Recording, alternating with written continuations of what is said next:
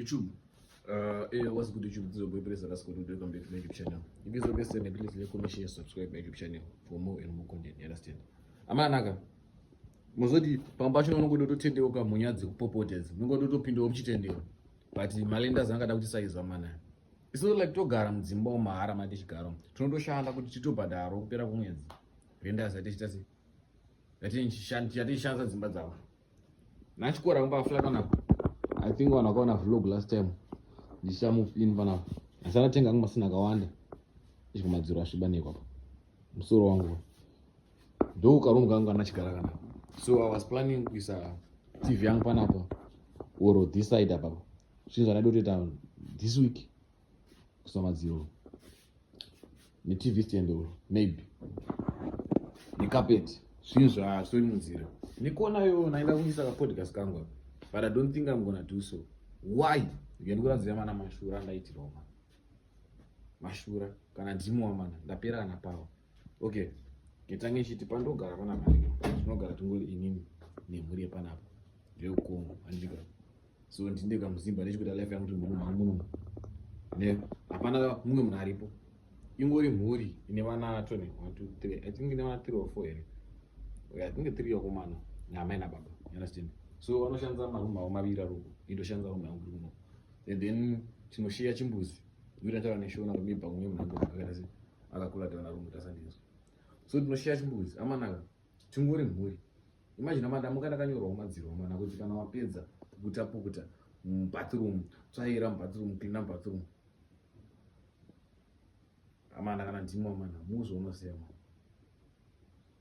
apa tinogara tingori mhuri chete Lekunzi tinogara tiri kana compound takawanda. Imagine amana kuti unongomuka wakanyorerwa kumadziro kunzi chamari. Hawasi kusota masina ako kana wacha sei. Kana wapedza kushandisa masina. Amana kapongo unyepa ka uriyo unoita sei unoramba uchigara wera mana gene boira ndimbokondia. Ndinokuradzewa ndimo mana pane pachine ugasane pane pachine ukame kana padeso kana utenge munhu arogara mahara so. Umuko kanyorerwa kunzi chamara wasusota masina ako. Obviously ndiwo kutotaura kapozi muri vanongodzana pachezvo kuti iwo mwane wausukutsa usutsaira muningirino wausukoroba. Obviously chawatadza kana ngondi unokera padhoka kana ngondi udza kana pa WhatsApp sha kana tinge tapedza kugeza tinodai zotosota so apa after all ndinotosota futi. Pamwe kuna problem pa mazivana awa ari kusiya asina kusota masina. Ndizvo zvakashata kugara dzimwe dzekudze kunge muchishare mwana. Pafair chapche kundakatini kana sombofara. But mungu unofunga pamwe ndotaurisa. Okay, we are going to go to Zemo. It's going to take you to Zemo.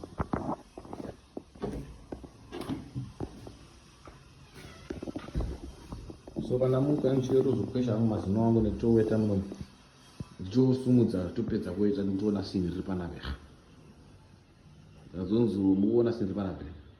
Kana chingopedza siya wachise wasota masina ako and then wo clean up toys. Do toys achina.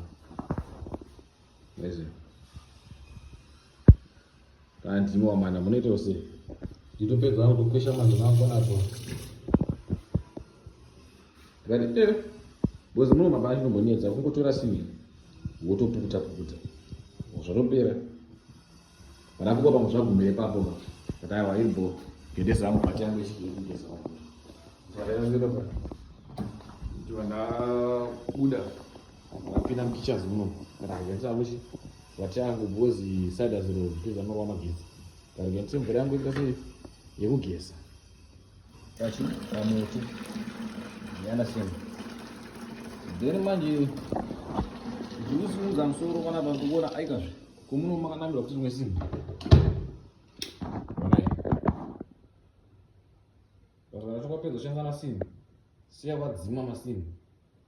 Ama masini akamborwa magesi notasiwa akabake nakunzwa siya akabadza kukangoita simu panapa so as long as risina kubaka panapa harimbofara shanda kurukura magesi rochi maize ndinganyorwa futa